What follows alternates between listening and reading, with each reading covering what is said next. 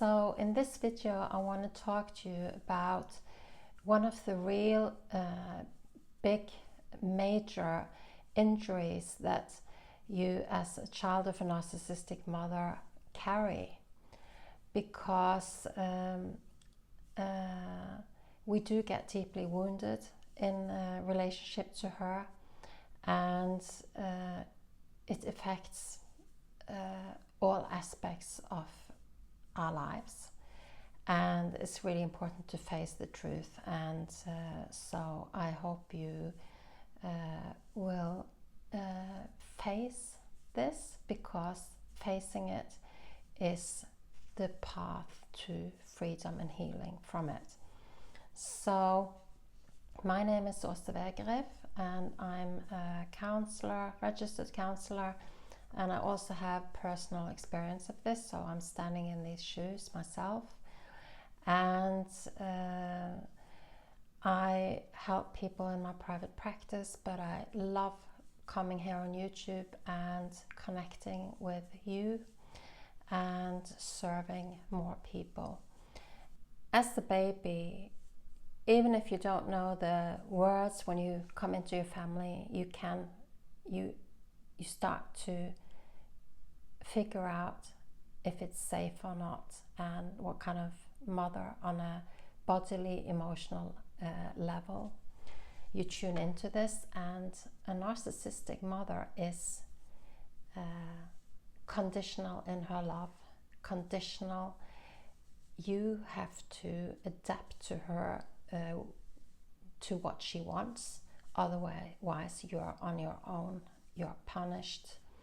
So it's not a very safe place where you're coming into, and it's something that kids learn very quickly. It's something that attachment researchers can see even on babies before they're 1 year old.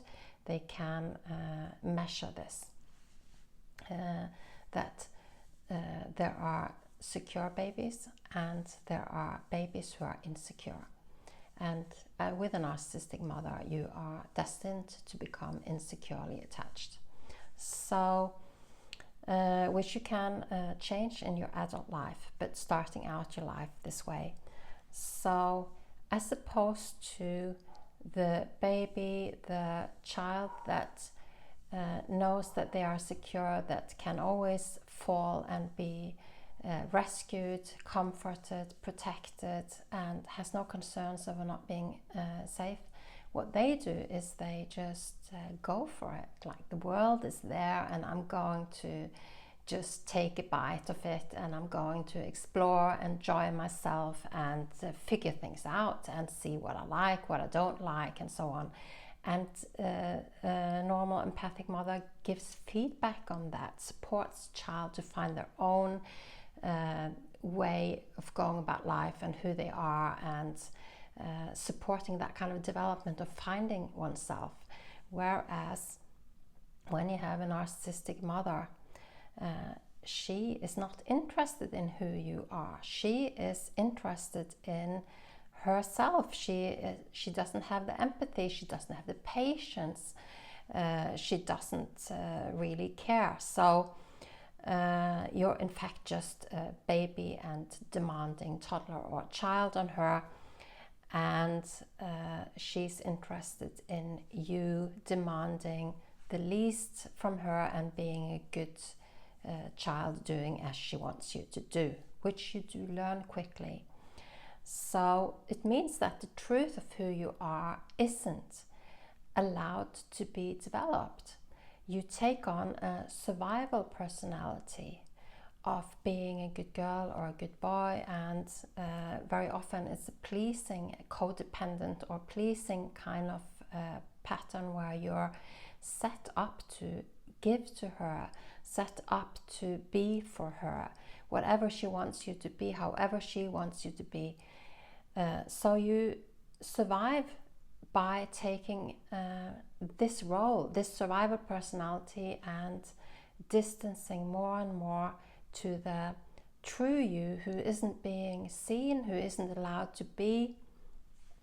So your relationship with yourself is severed very early on in your life.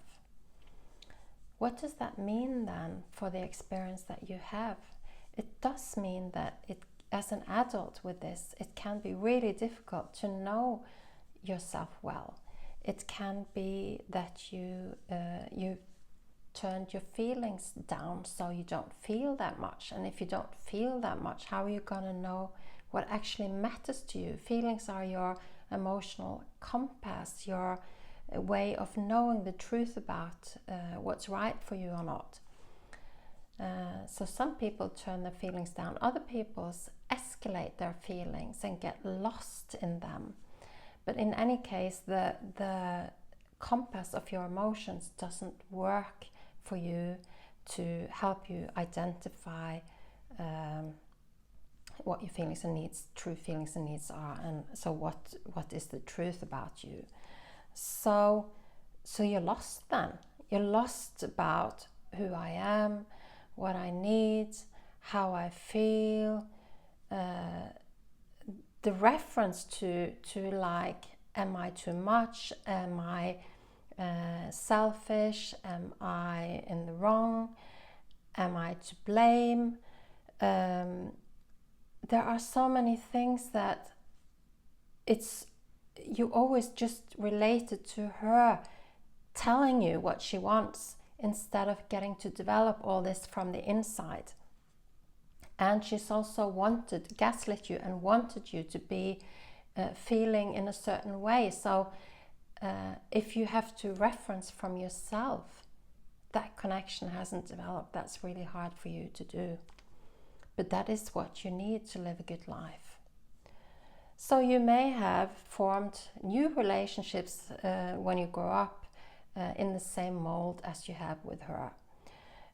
You may not have known what is the best career for you, what is the right education for you to do, and so on. So it means that you may be in the wrong career. You may be in the wrong, without even realizing it perhaps, but burning out and coming to the end of the rope with this. You basically lack then a life where you lack this sense of, I know who I am. It feels really good to be who I am. I feel secure in myself. I can take care of myself. I make the right decisions for myself. I know how I feel. These are all things that you may be struggling with. I know where my boundaries are. So these are all in the negative. And so that really does set you up for struggles, because there is really only one way to live in the best way possible, which is to know the truth about what's right for you. So that is the road that you need to take, is to find the truth about you. And connect again, or connect in a way which you never have connected to who you truly are. So that is one of the real big injuries that I can see, that I help people with in my practice. And if you recognize this in yourself, then, and if you want help from me, I do work with people all over the world. One-on-one. I also want to just add that looking at this from a psycho-spiritual lens, so bringing in the spiritual element, it's to do with who you are at the deepest level. What is you, and why are you here, and what is the gifts that you bring, unique gifts that you uniquely bring to the world.